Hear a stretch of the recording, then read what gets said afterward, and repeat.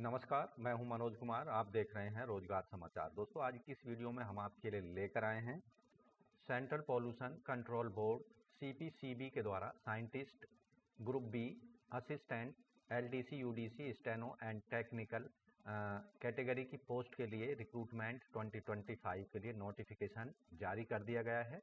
इसके अंतर्गत 69 पोस्ट पर आवेदन मांगे जा रहे हैं। ऑनलाइन आवेदन आप अपनी शैक्षिक योग्यता के अकॉर्डिंग कर सकते हैं। तो पदों से संबंधित डिटेल जानकारी यहाँ उपलब्ध करा रहे हैं। वीडियो पर हमारे साथ अंत तक बने रहें। साथ ही वीडियो को एक लाइक कर दें, अपने दोस्तों में शेयर कर दें। चैनल पर पहली बार आए हैं, चैनल को सब्सक्राइब कर लें और बेल आइकन को जरूर दबाएं, जिससे आने वाले लेटेस्ट रोजगार समाचार आपको रोजाना मिलते रहेंगे। आप शुरुआत करें नए कल की। तो दोस्तों, यहाँ हम central pollution control board CPCB की वेबसाइट पर आ चुके हैं।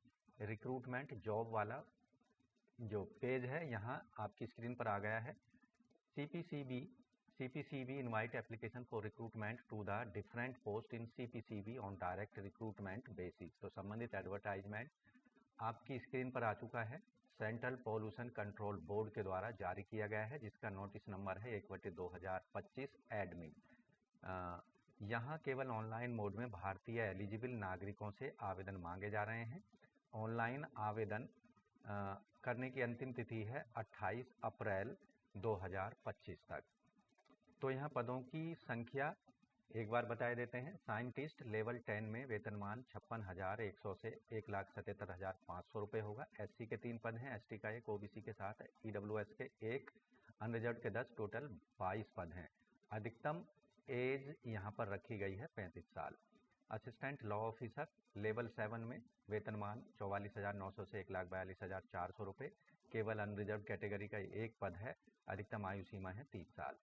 सीनियर टेक्नीशियन सुपरवाइजर लेवल 7 में वेतनमान होगा और 2 पद हैं अनरिजर्व्ड के, 30 साल अधिकतम आयु सीमा है। सीनियर साइंटिफिक असिस्टेंट लेवल 6 में वेतनमान 35,400 से 1,12,400 रुपये। यहाँ जो पदों की संख्या है, ST का 1 है, OBC का 1 है और EWS का 1, अनरिजर्व्ड का 1, टोटल 4 पद हैं। अधिकतम आयु सीमा 30 साल है। टेक्निकल सुपरवाइजर लेवल 6 में वेतनमान होगा। 1 पद SC का है, 1 पद है OBC, 1 EWS, 2 अनरिजर्व, टोटल 5 पद हैं। अधिकतम आयु सीमा 30 साल है। असिस्टेंट लेवल 6 में वेतनमान होगा।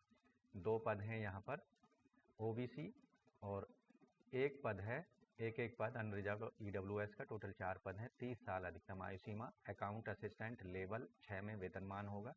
1 पद है OBC का, 1 अनरिजर्व का, टोटल 2 पद हैं। जूनियर ट्रांसलेटर लेवल 6 में वेतनमान होगा। 1 पद है अनरिजर्व कैंडिडेट्स के लिए। और सीनियर ड्राफ्ट्समैन लेवल 6 में वेतनमान होगा। केवल 1 पद है अनरिजर्व कैंडिडेट्स का। यहाँ इन सब के लिए अधिकतम आयु सीमा होगी 30 साल। जूनियर टेक्नीशियन लेवल 4 में वेतनमान 25,500 से 81,100। यहाँ OBC का 1 पद है, EWS का 1 है और टोटल हैं 2 पद। आयु सीमा 18 से 27 साल के बीच होनी चाहिए।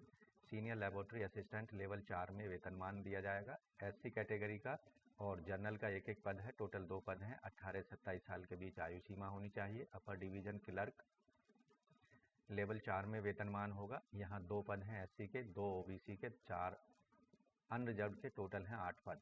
18 से 27 साल के बीच आयु सीमा। Data entry operator grade 2 level 4 में वेतनमान दिया जाएगा। 1 पद है जनरल कैंडिडेट का। 18 से 27 साल के बीच आयु सीमा होनी चाहिए। स्टेनोग्राफर ग्रेड 2 लेवल 4 में वेतनमान होगा। 3 पद हैं जनरल कैंडिडेट्स के। 18 से 27 साल आयु सीमा। जूनियर लेबोरेटरी असिस्टेंट लेवल 2 में वेतनमान होगा 19,900 से 63,200 रुपये। 1 पद है OBC वर्ग का और 1 जनरल का, टोटल 2 पद हैं। आयु सीमा 18 से 27 साल रखी गई है। लोअर डिवीजन क्लर्क लेवल 2 में वेतनमान 19,900 से 63,200। 2 पद SC कैटेगरी में और 3 हैं जनरल के, टोटल 5 पद हैं। 18 से 27 साल आयु सीमा। फील्ड अटेंडेंट लेवल 1 में वेतनमान 18,000 से 56,900। 1 पद है जनरल वर्ग का, केवल आयु सीमा 18 से 27 साल। मल्टीटास्किंग असिस्टेंट लेवल 1 में वेतनमान होगा। 1 पद है यहाँ EWS, 2 पद जनरल के, टोटल 3 पद हैं। आयु 18 से 27 साल के बीच होनी चाहिए। साइंटिस्ट ग्रुप बी के 22 पदों में से 2 पद हैं PWD के लिए और 2 पद रखे गए हैं। यहाँ अधिकतम आयु सीमा में SC ST कैंडिडेट्स को 5 साल, OBC NCL को 3 साल, इसी तरह PWD UR EWS को 10 साल, ओबीसी को 13 साल, SC ST को 15 साल की छूट होगी। एक्स सर्विसमैन को 5 साल तक की अधिकतम आयु सीमा में छूट दी जाएगी। ग्रुप बी और सी एक्स सर्विसमैन को 3 साल तक की छूट होगी अनरिजर्व EWS के केस में, और SC ST केस में 8 साल की, और ओबीसी केस में 6 साल की छूट होगी। पर्सन विद डिसेबिलिटी, यहाँ पर जो hostilities with any foreign country or in a disturbed area and released as consequence thereof, यहाँ अधिकतम 45 साल तक की आयु तक आवेदन कर पाएंगे। ऐसी महिलाएं जो ग्रुप सी के विडोज, डाइवोर्सी वोमेन और जुडिशली सेपरेटेड हैं, 35 साल तक की अधिकतम आयु सीमा अनरिजर्व EWS के केस में, और SC ST के लिए 40 साल। डिपार्टमेंटल कैंडिडेट्स को अनरिजर्व EWS को 5 साल तक का रिलैक्सेशन, SC ST को 10 साल तक का, OBC को 8 साल तक का अधिकतम आयु सीमा में रिलैक्सेशन दिया जाएगा। अब बात कर लेते हैं एजुकेशनल क्वालिफिकेशन की और एक्सपीरियंस की। साइंटिस्ट ग्रुप बी के लिए बैचलर डिग्री होनी चाहिए इंजीनियरिंग या टेक्नोलॉजी में किसी भी रिकॉग्नाइज्ड यूनिवर्सिटी से, या एनवायरमेंटल इंजीनियरिंग में। इसके लिए 4 पोस्ट हैं। सिविल इंजीनियरिंग की 3 पोस्ट हैं, इंस्ट्रूमेंटेशन इंजीनियरिंग में 2 पोस्ट हैं, केमिकल इंजीनियरिंग में 1 है, मैकेनिकल में 1 है, आर्टिफिशियल इंटेलिजेंस में 1 है, कंप्यूटर साइंस में 1 है, और इंफॉर्मेशन टेक्नोलॉजी की 1 पोस्ट है साइंटिस्ट ग्रुप बी के अंतर्गत। यहाँ मास्टर डिग्री जिनके पास है इंजीनियरिंग और टेक्नोलॉजी में उनको प्रेफरेंस दी जाएगी, या फिर मास्टर डिग्री केमिस्ट्री में 3 पोस्ट, एनवायरमेंटल साइंस में 3 पोस्ट, माइक्रोबायोलॉजी में 2 पोस्ट हैं। ऐसे कैंडिडेटों को प्रेफरेंस दी जाएगी जो नेट क्वालिफाइड हैं या जिनके पास PhD है। असिस्टेंट लॉ ऑफिसर के लिए बैचलर डिग्री LLB की डिग्री होनी चाहिए। आवेदक का 5 साल का एक्सपीरियंस होना चाहिए स्टेट जुडिशियल सर्विस का, या फिर 5 साल का experience legal department of state का, या फिर सेंट्रल गवर्नमेंट सर्वेंट हो कैंडिडेट और 5 साल का एक्सपीरियंस लीगल अफेयर्स से रिलेटेड, या फिर क्वालिफाइड लीगल प्रैक्टिशनर होना चाहिए आवेदक और 5 साल की प्रैक्टिस उसने की हो। सीनियर टेक्निकल सुपरवाइजर के लिए बैचलर डिग्री इंस्ट्रूमेंटेशन इंजीनियरिंग में 1 पोस्ट है, और इंस्ट्रूमेंटेशन या इलेक्ट्रॉनिक्स इंजीनियरिंग में 1 पोस्ट है। 3 साल का रिलीवेंट एक्सपीरियंस आवेदक का होना चाहिए। सीनियर साइंटिफिक असिस्टेंट के लिए मास्टर डिग्री साइंस में किसी भी रिकॉग्नाइज्ड इंस्टीट्यूट से और 2 साल का रिलीवेंट एक्सपीरियंस।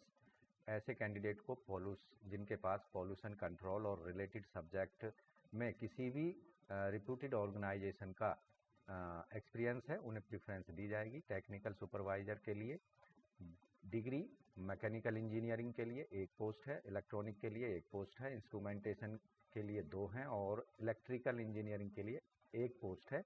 इनके लिए 3 साल का एक्सपीरियंस यहाँ पर रिलीवेंट फील्ड में होना चाहिए। असिस्टेंट आवेदक ने बैचलर डिग्री किसी भी रिकॉग्नाइज्ड यूनिवर्सिटी से ली हो।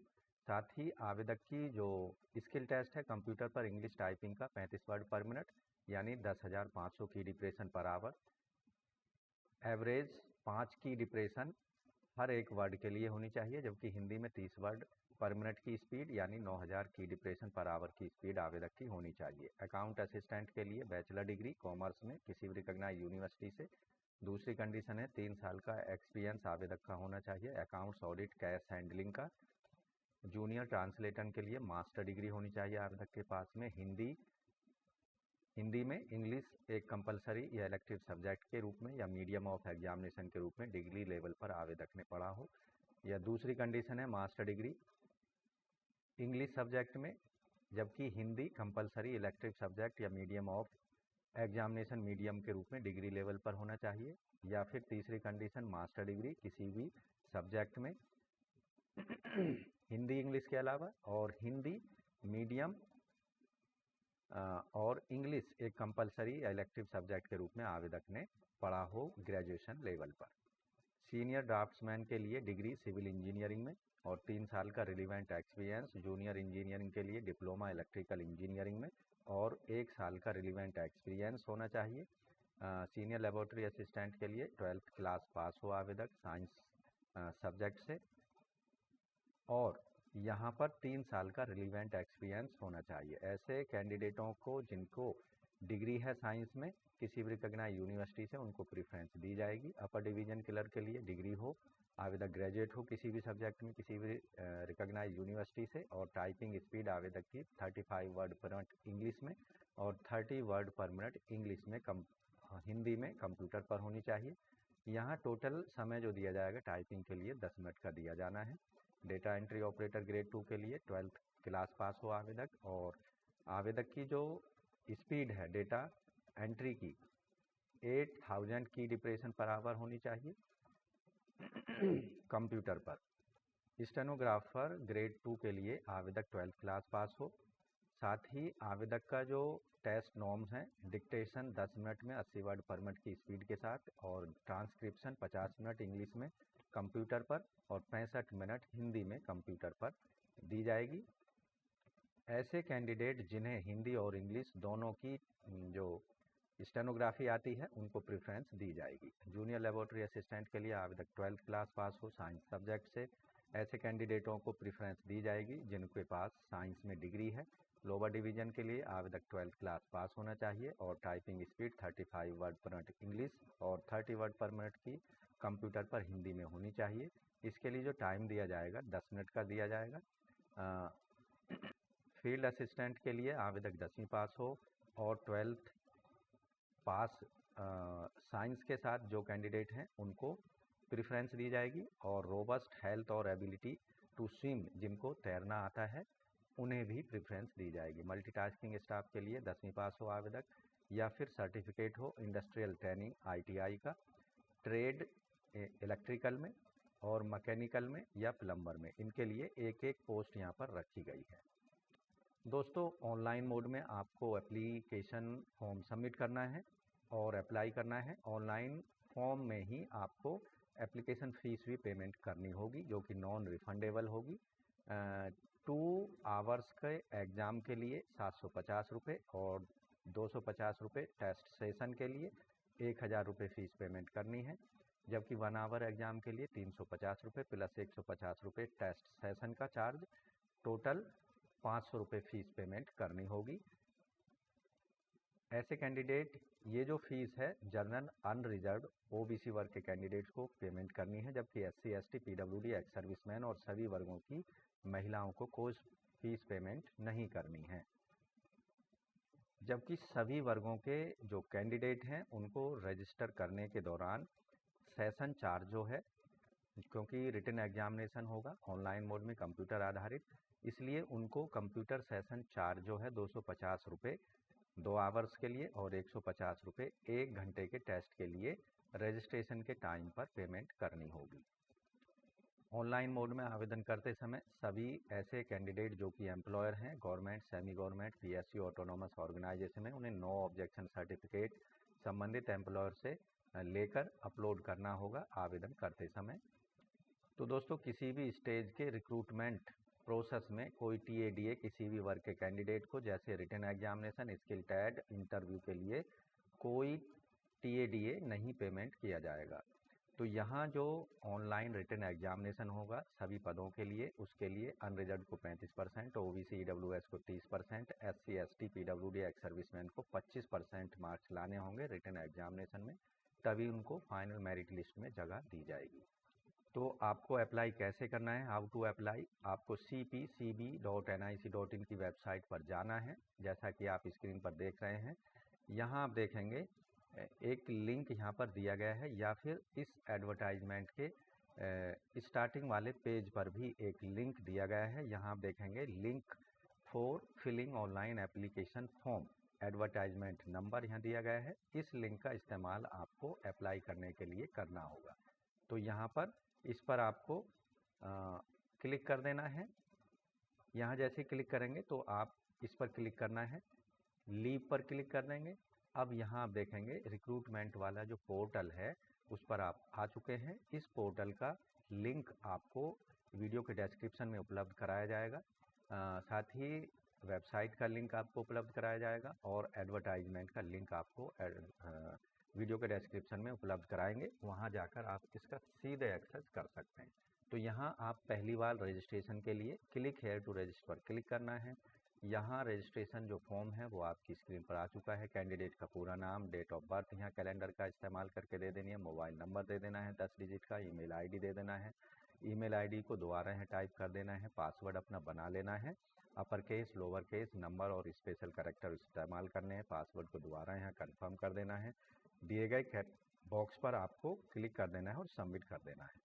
तो इस तरह से आप central pollution control board CPCB के अंतर्गत scientist group B, assistant, LDC, UDC, steno और टेक्निकल पदों के लिए आवेदन कर सकते हैं। अंतिम तिथि है 28 अप्रैल 2025 तक। तो दोस्तों, डिटेल एप्लीकेशन फॉर्म भरने के लिए वापस आपको लॉगिन वाले ऑप्शन पर जाना है। यहाँ आपको अपना ईमेल आईडी देना होगा और यहाँ पासवर्ड जो आपने बनाया है रजिस्ट्रेशन के दौरान और चेक बॉक्स पर क्लिक कर देना है और लॉगिन कर लेना है।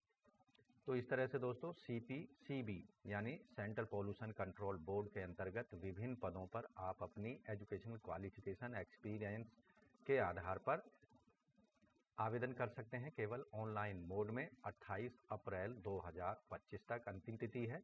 तो आज की वीडियो में बस इतना ही। वीडियो को एक लाइक कर दें, अपने दोस्तों में शेयर कर दें। चैनल पर पहली बार आए हैं तो चैनल को सब्सक्राइब करके बेल आइकन को जरूर दबा दें। मिलते हैं एक नई जानकारी के साथ नई वीडियो में, तब तक के लिए धन्यवाद। आपका दिन शुभ हो।